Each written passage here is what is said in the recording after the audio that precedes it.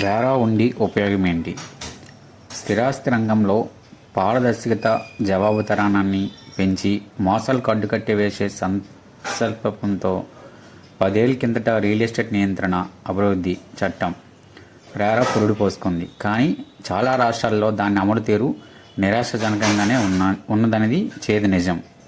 ముఖ్యంగా మధ్యతరగతి వర్గాల్లో సొంతింటి కళలను పెట్టుబడిగా మార్చుకొని కొన్ని నిర్మాణ సంస్థలు నయవంచనలకు పాల్పడుతున్నాయి. నిర్దిష్ట సమయానికి ఇల్లును అందించకుండా లేదా మధ్యలోనే చేతులెత్తేసి అవి కొనుగోలుదారులను మానసిక వేదనకు గురిచేస్తున్నాయి. వసూలు చేసి అడ్వాన్సులు దారి మళ్లించడమే కాకుండా రిఫండ్ల విషయంలోనూ తాత్సారం చేస్తున్నాయి. అసలు స్థలమే లేకున్నా ఫ్రీలాన్సింగ్ ఆఫర్ల పేర్లతో వందల కోట్ల రూపాయలు దండుకుంటున్నాయి. ఏటా తమ నివేదికల్లో ఈ వివరాలన్నింటినీ వెల్లడిస్తూ జనాన్ని జాగృతం చేయాల్సిన రాష్ట్ర స్థిరాస్తి ప్రాధికార సంస్థలు దారుణ నిర్లక్ష్యాన్ని ప్రదర్శిస్తున్నాయి. ఇటీవలే పరిశీలనల ప్రకారం ఏపీ, కర్ణాటక, తమిళనాడు వంటి 6 రాష్ట్రాల్లో అవి ఇప్పుడు దాకా వార్షిక నివేదికలే వెలువరించలేదు.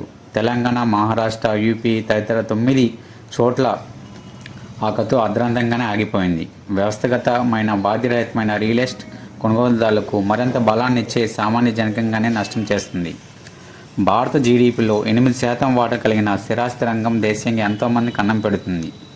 రేరా రాకతో అది మరింత ఆరోగ్యకర వృద్ధిని నమోదు చేస్తుందని వినియోగదారుల ప్రయోజనాలు, పరిరక్షణలో విప్లవాత్మక మార్పులు సిద్ధిస్తున్నాయి. ఆశలు అడియాసలుగానే మిగిలాయి. క్షేత్రస్థాయిలో రేరా కాగితం పులిలా మిగిలిపోవడం వల్ల సాధారణ ప్రజలు సొంతింటి కష్టాలు రెట్టింపయ్యాయి. ఈ దౌర్భాగ్య స్థితిని గతంలోనూ తీవ్ర అసంతృప్తి వ్యక్తం చేసిన సుప్రీంకోర్టు తాజాగా మరోసారి ఘాటు వ్యాఖ్యలు చేసింది. డిఫాల్టర్లైన బిల్డర్లకు సహాయపడడం తప్ప రేరాలతో ఒరిగిందేమున్నదని లేదని, వాటిని రద్దు చేసిన అభ్యంతరం చెప్పబోమంటూ ఆగ్రహం వ్యక్తం చేసింది.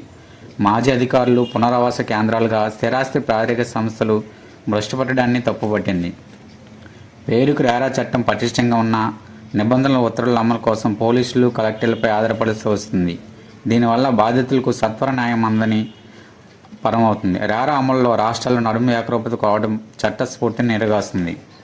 వేగవంతమైన పట్టణీకరణ, మౌలిక వసతుల విస్తరణ, జనాభా మార్పుల వల్ల 2047 నాటికి దేశీయంగా ఏటా 10 లక్షల కొత్త ఇళ్లకు గిరాకీ ఏర్పడుతుందని క్రాడా అంచనా వేసింది. ప్రస్తుతం $30,000 కోట్ల ఉన్న భారతీయ స్థిరాస్తి విపణులు అప్పటికి $7 లక్షల కోట్ల చేరే అవకాశం ఉంది.